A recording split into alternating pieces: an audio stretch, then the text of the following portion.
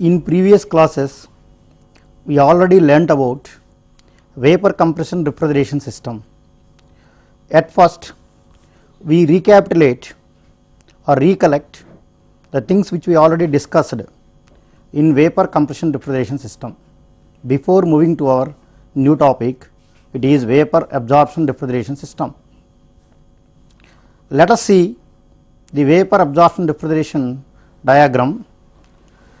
It is a vapor compression refrigeration cycle which mainly contains the components compressor, evaporator, expansion valve, receiver and a condenser. In order to measure the pressure in low and high pressure zones, two pressure gauges are also provided in addition to the other components. Now, we will see what sort of heat interactions are taking place in the diagram. Now, we will go to the diagram which deals with heat interactions.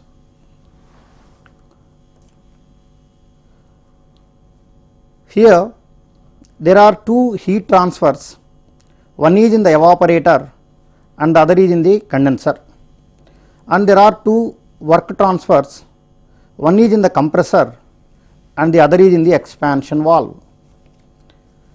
In case of an evaporator, the refrigerant will absorb the heat from refrigerated area, and in case of a condenser, the heat will be rejected by the condenser from the refrigerant. And we know that there are two work transfers, one is in compressor and the other is in expansion device. A compressor will take the mechanical work from outside and it will increase the pressure of the refrigerant, and that high pressure refrigerant will circulate in the system. The other is an expansion valve. Now, we will move to expansion valve. So, an expansion valve is, it may be an expansion device or an expansion drum, or it may be a throttling valve. If the expansion device is an expansion drum, there is no work transfer, but if it is a throttling valve, so the process is a throttling process, so there is no work transfer. If the device is a throttle valve, there will be only one work transfer but two heat transfers. Now, we will have the phase changes in vapor compression refrigeration system. My friend Chakravarti will continue this. In the vapor compression refrigeration system, which is basically a work operated system. Now, we will see how it works in brief. The vapor refrigerant coming from evaporator, which is a low pressure vapor, enters the compressor. This compressor compresses the refrigerant and raises to a high pressure refrigerant. The refrigerant coming from compressor enters the next device, which is a condenser. Condenser, high pressure refrigerant enters, condenses the refrigerant to a liquid form. Here, the liquid refrigerant coming out of the condenser enters the expansion device. The process is a throttling process where the high pressure vapor reduces into a low pressure vapor. This low pressure vapor enters the evaporator. This evaporator actually takes the heat from the refrigerated area, and the refrigerant will be transformed into a vapor state and again enters the compressor.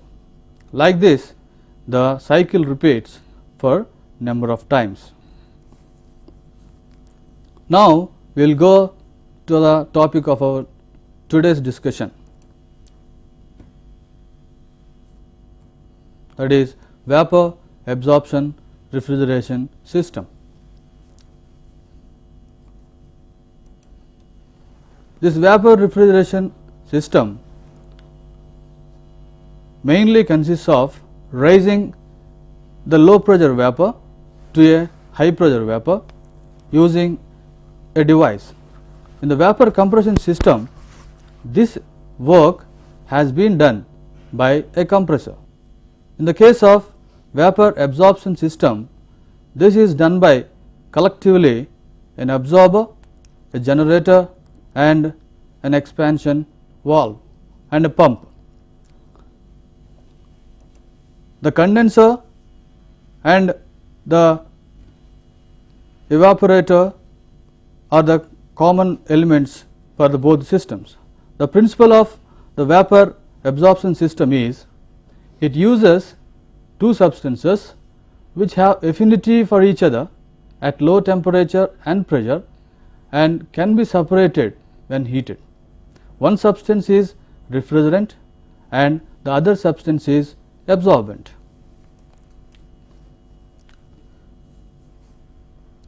Now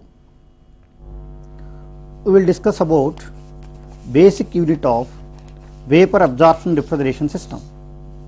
A vapor absorption refrigeration system mainly contains an evaporator, a condenser, expansion device, same as vapor compression refrigeration system. Here the compressor is replaced by a generator, absorber and a pump. Collectively, the generator, absorber and pump will perform the same function performed by a compressor in vapor compression refrigeration system. Now we will move to the next topic, that is heat interactions which are taking place in vapor absorption refrigeration system. Now Chakravarti will continue. There are four heat interactions taking place. If you observe this sketch here, absorber, generator, condenser and evaporator, these four units mainly taking place heat transfers. The absorber and the condenser, both these devices, heat will be taken out of them, whereas the evaporator and generator, heat is absorbed by them. Here in vapor absorption refrigeration system, the absorber mainly absorbs the refrigerant coming from this evaporator in the vapor form, and there is another medium which is absorbent.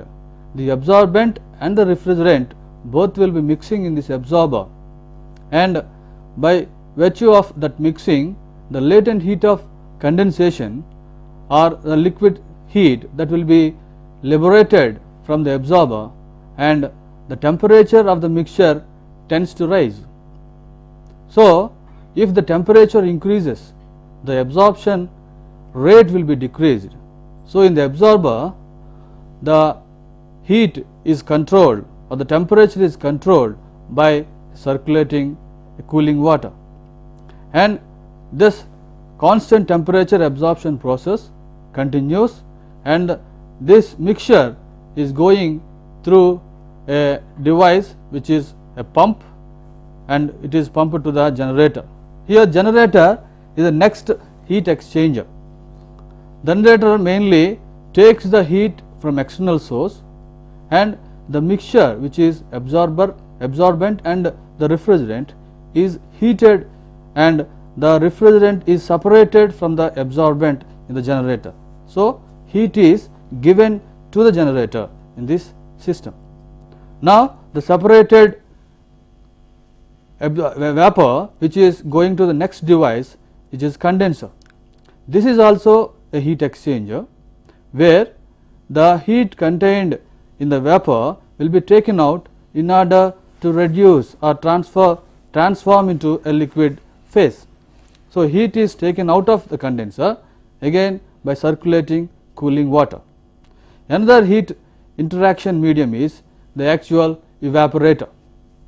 The evaporator is a heat exchanger, where the heat in the refrigerated area is taken by the refrigerant. The low pressure refrigerant, while circulating through this evaporator, absorbs the heat of the refrigerated area and reduces or controls the temperature of the refrigerated area, and this refrigerant will be again passing to the absorber. Like this, there are 4 heat interactions.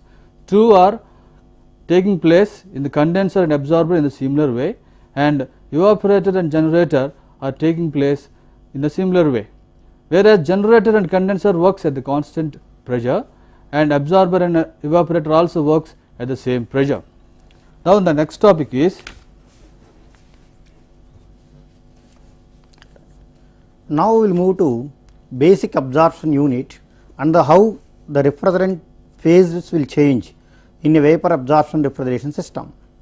Now let us move to the figure. Here there is a generator, absorber, a condenser and an evaporator.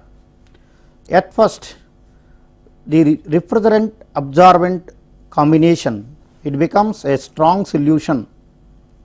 The strong solution from the absorber will be pumped by pump to the generator. So the strong solution is entering into the generator. From the external heat source, we will supply the heat in the generator to the mixture of absorbent and refrigerant. Now this high pressure vapor refrigerant from the generator enters into a condenser. In the condenser, heat will be rejected. Due to this, the condition of vapor is changed to high pressure liquid refrigerant. Now this high pressure liquid refrigerant will flow through the expansion device, where it will be expanded to low pressure. Due to this, the condition becomes low pressure, low temperature liquid refrigerant. Now this low pressure, low temperature liquid refrigerant enters into an evaporator, where it will absorb the heat from the refrigerated area. Due to this, the condition of refrigerant will be changed to low pressure, low or moderate temperature vapor refrigerant. Now this vapor refrigerant will enter into the absorber. The weak solution in the absorber will absorb that vapor, it becomes strong solution, and the cycle will be repeated for number of times. Here a throttle valve is also provided. We know that the pressure in the generator is high and the pressure in the absorber is low. In order to have much miscibility between the absorbent and refrigerant, the pressure in the absorber must be less. Due to this reason, a throttle valve is provided. The liquid from the generator will be sent to the absorber through a throttle valve, where it will reduce the pressure at isoenthalpic process or throttling process. Now we will move to the different types of ideal refrigerant which may be used. Now here at first we will move to refrigerant absorbent pairs. There are different refrigerant and absorbent pairs. They are ammonia water, ammonia sodium thiocyanate, ammonia lithium nitrate, ammonia calcium chloride. Till now it never be a wonder for us. Now we will go to the next slide, where in some systems we are going to use water as a refrigerant, but where the absorbent is lithium bromide or lithium chloride. The next is a methyl chloride as a refrigerant, and dimethyl ether of tetraethylene glycol becomes an absorbent. Now we know the various absorbent and refrigerant pairs. Now we will move to the ideal properties of various refrigerants used in vapor absorption system. Properties of ideal refrigerants. The first one is high critical temperature and pressure. As far as any refrigeration system is concerned, the temperature and pressure must be high for any refrigerant. The next point is high enthalpy of vaporization. High enthalpy of vaporization. We know that the refrigerant will extract the heat from the evaporator. That heat is nothing but latent heat of vaporization. If latent heat of vaporization is more, 1 kg of refrigerant can extract more heat from the refrigerated area. Due to this, the amount of refrigerant to be circulated in the system will be less. The next point is low specific heat. Now, the refrigerant must possess low specific heat. If the refrigerant is having low specific heat, by taking less amount of heat, the refrigerant may reaches to its vaporization temperature at an early time. The next property is low molecular weight. We know that if the molecular weight is less, the amount of work required for the pump to drive the refrigerant in the refrigeration cycle will be less. So, we always go for a refrigerant whose molecular weight or density is less. The next point is chemical stability. We know that the refrigerant is subjected to a continuous variation of pressures and temperatures. We know that in evaporator and absorber, the pressure is low and the temperature is also low. But whenever the refrigerant enters into the generator or a condenser, both pressure and temperature are high. Whenever a refrigerant is subjected to fluctuation of pressures and temperatures, it must have the required chemical stability, otherwise it will be disassociated. Now we will move to the next point, that is high affinity with the absorbent at low temperature and less affinity at high temperature. So, this is the basic important property which is essential for any refrigerant. We know that the refrigerant must be absorbed by an absorbent in the absorber. So, the absorbent must have the capability to absorb huge amount of refrigerant. At the same time, the refrigerant must have the property that it can be absorbed in huge volume very easily with absorbent. So, the point is very essential point for any refrigerant, that is it must have high miscibility. Miscibility means it can easily mix with absorbent. So, at the same time, the refrigerant affinity or mixing or miscibility must be less at high pressures, that is at the conditions of generator. So, these are the various properties of an ideal refrigerant used in vapor absorption system. Now, we will move to the ideal properties of various absorbents. Let us see the screen. Properties of ideal refrigerants. The first one is it must be in liquid state. If the absorbent is in the liquid state, it can easily absorb the refrigerant into it. At the same time, heat dissipation from the refrigerant becomes easy. Due to this reason, most commonly liquid absorbents are preferred. The next is greater affinity for the refrigerant. We know that if the absorbent is having greater affinity, a small quantity of absorbent can absorb more amount of refrigerant.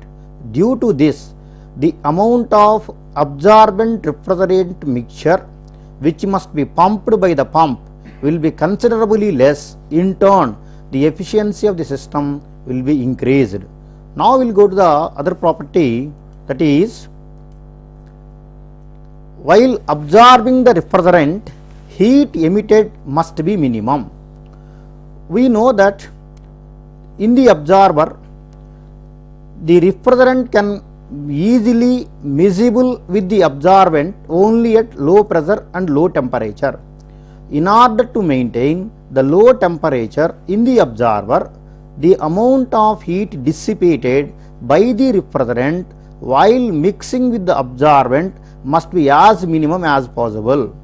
Otherwise, much amount of circulating water is to be circulated, which requires much amount of work.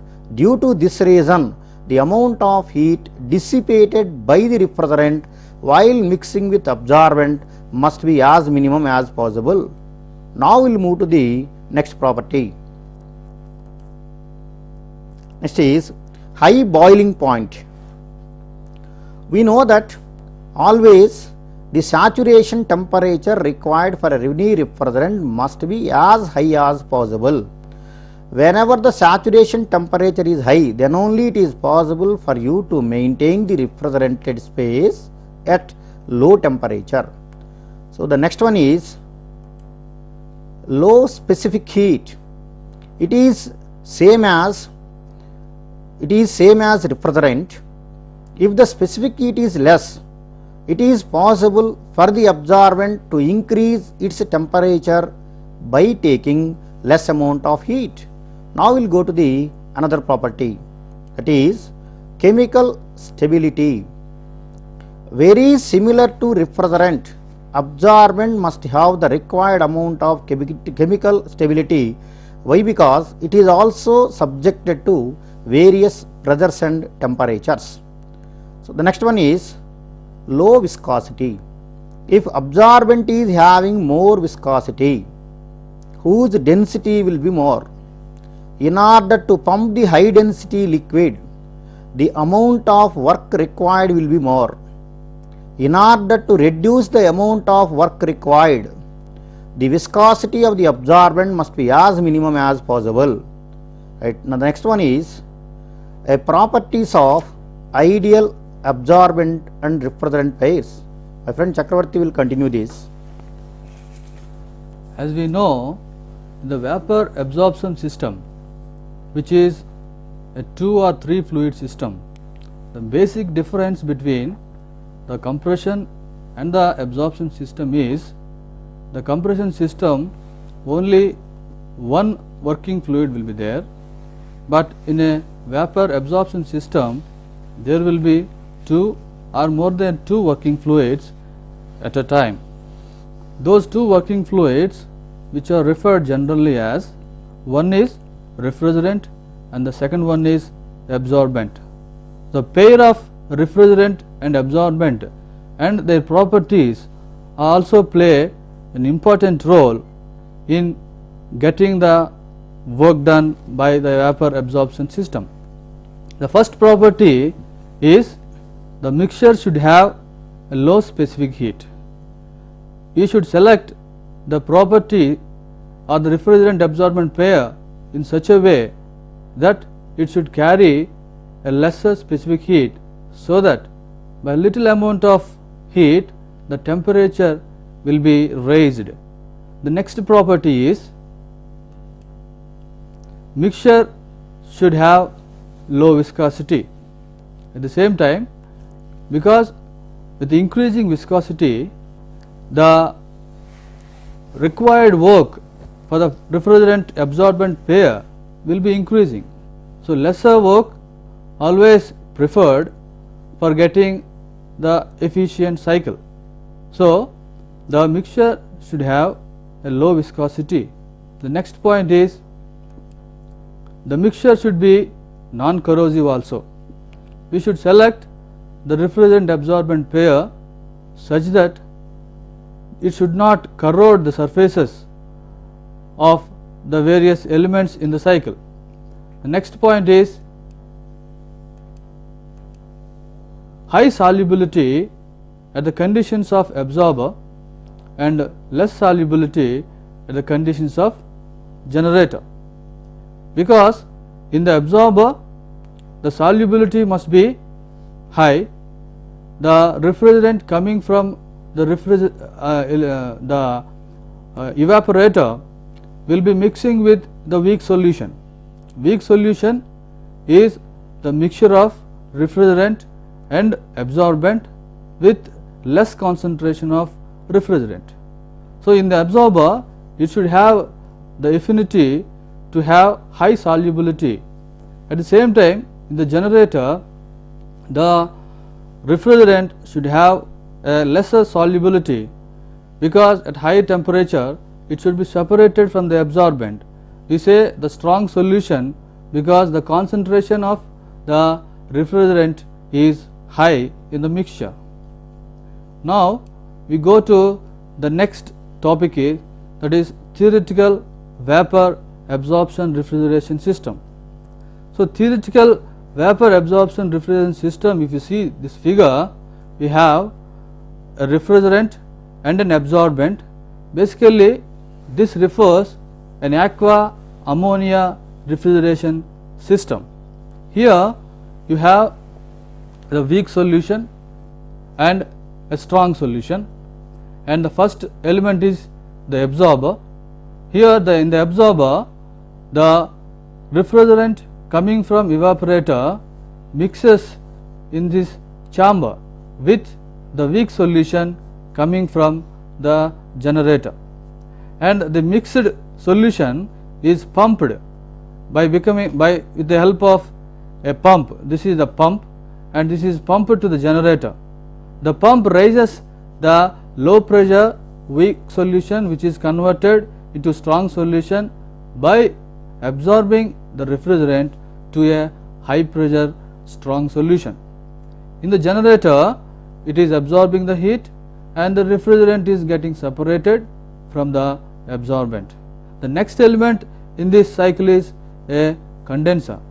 Here dehydrated ammonia refrigerant will be going into the condenser.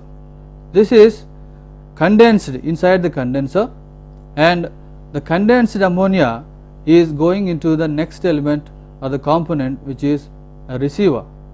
This receiver controls or regulates the flow of the refrigerant to the expansion valve. So in the condenser, the condensed liquid flowing into the receiver, and the next component is expansion valve. The expansion valve is expanding the liquid refrigerant and it is sending into the evaporator. So by expanding, it is reducing the pressure from a high pressure to a low pressure. So low pressure, low temperature refrigerant will be entering into the evaporator. So this is the area where the refrigeration effect is mainly felt. So the refrigerant, while passing through the evaporator, is evaporated, and the low pressure, low temperature refrigerant is evaporated to a liquid vapor state, and this low pressure vapor is going into the absorber. So these are the main components. In addition to this, we have a pressure reducing valve. Here the main function of this valve is to reduce the weak solution coming from the generator, which is at a high pressure, to a low pressure.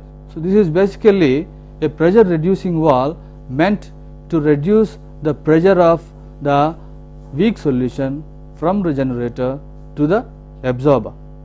Now we discuss about the actual aqua ammonia cycle. Here this figure is referring the various phase changes taking place for the refrigerant and the absorbent. The low pressure ammonia vapor is here. This is the evaporator, and this evaporator sends this low pressure ammonia vapor into the absorber.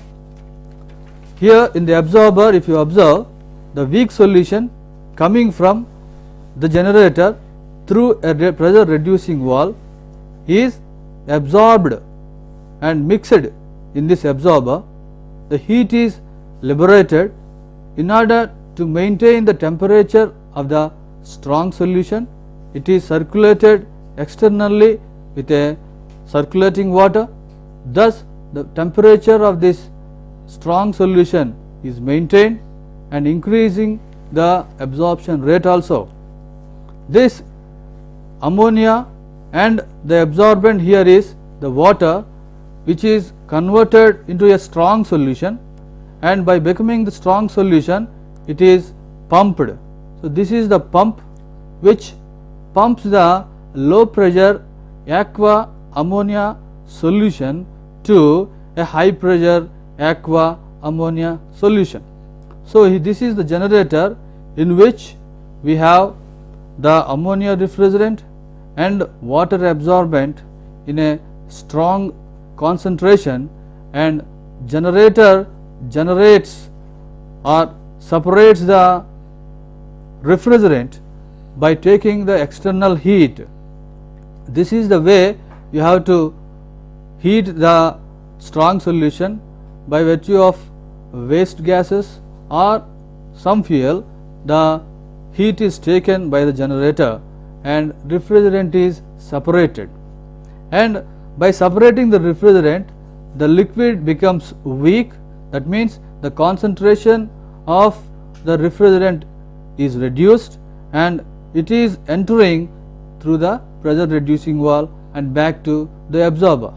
So, this cycle, absorber, pump and generator, pressure reducing valve, this cycle is limited to the absorbent only, which is water.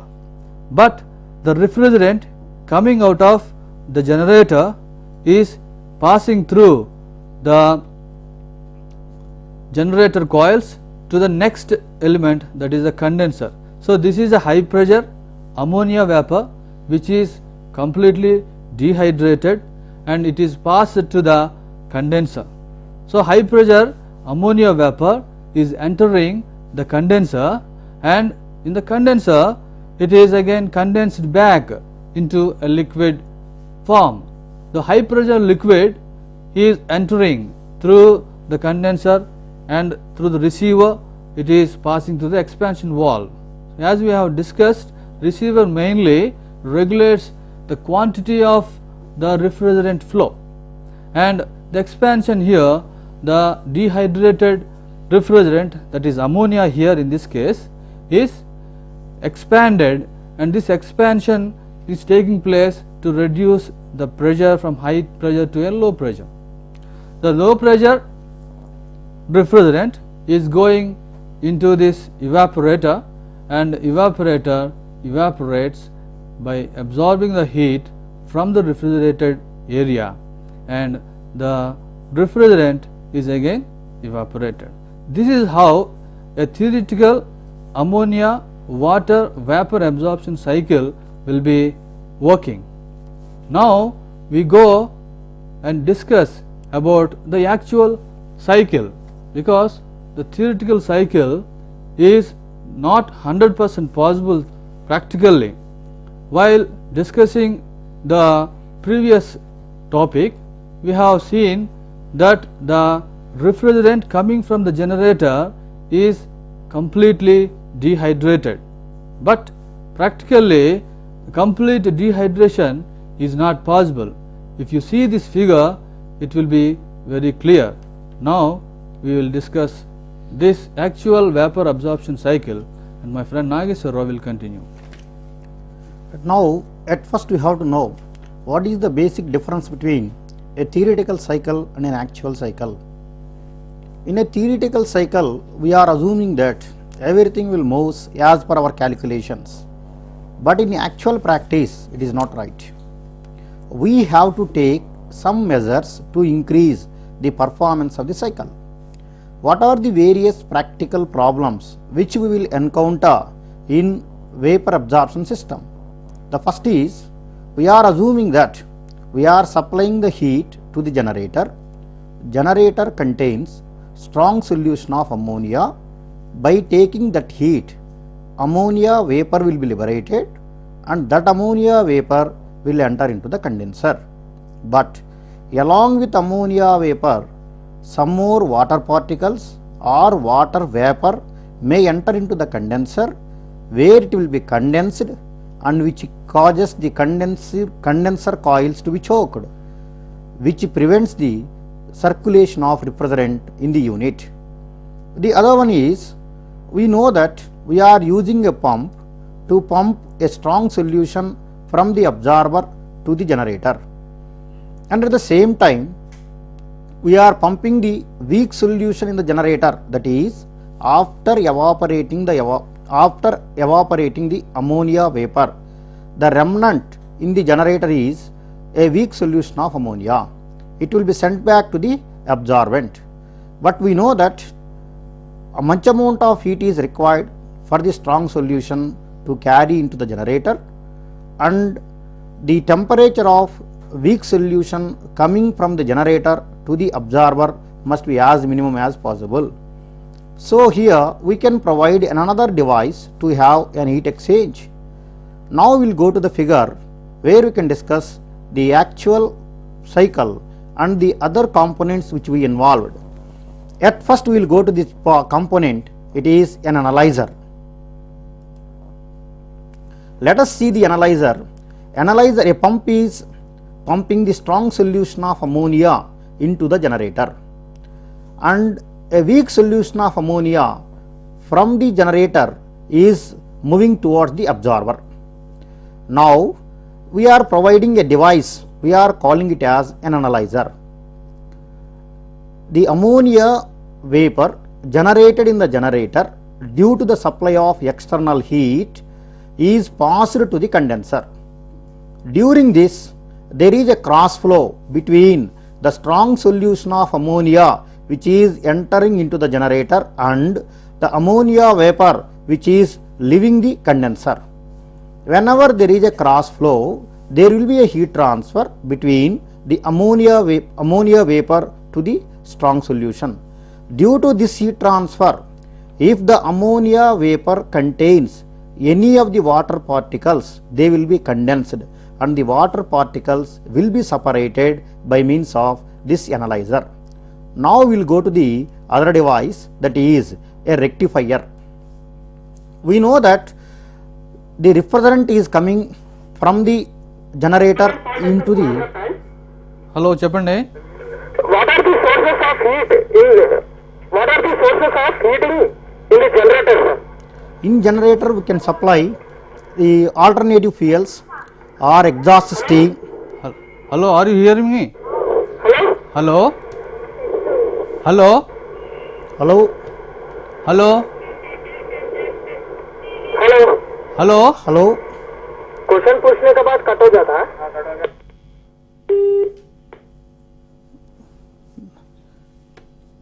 Here we consider the rectifier.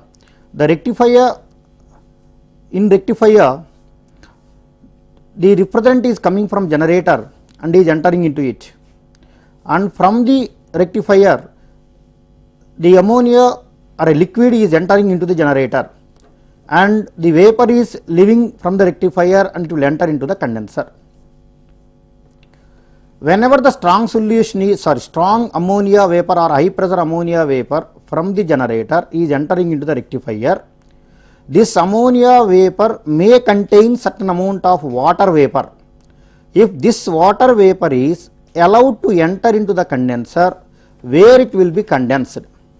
To prevent this, ammonia vapor must only enter into the condenser and water vapor is to be separated from it. So for this reason we will provide a cooling water arrangement in a rectifier which will condense the water vapor. The condensed water vapor will leave to the generator and only the ammonia vapor will enter into the condenser. Now we will go to the other device, it is a heat exchanger. A heat exchanger is provided between the pumping fluid and the fluid coming from the generator to the absorber. So where some heat exchange will be there from the weak solution of ammonia to strong solution of ammonia entering into the generator. Due to this, we are having an advantage, that is, if the weak solution at a high temperature enters into the absorber, it must be cooled to low temperature in order to reduce the amount of circulating cooling water. At the same time, if more heat is exchanged to the strong solution, now high temperature strong solution will enter into the generator. By giving less amount of heat, it is possible for you to generate the ammonia vapor from it.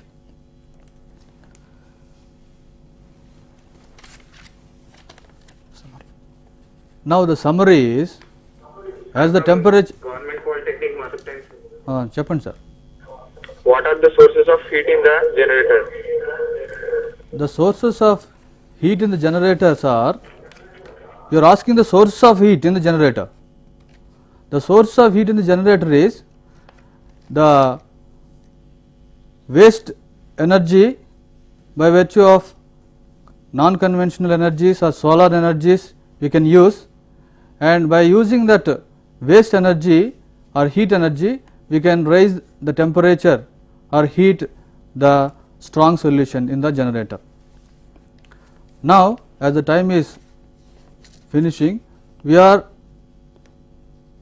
closing this. Before closing this session, the summary is, in this class we have discussed the principle of vapor absorption system, various components, the properties of refrigerants, the properties of absorbents and refrigerant absorbent pairs, and the theoretical cycle of aqua ammonia absorption system. And before crossing the actual or discussing the actual cycle, we have finished in discussing heat exchanger and analyzer only. In the next class we are going to see the actual cycle of aqua ammonia absorption system.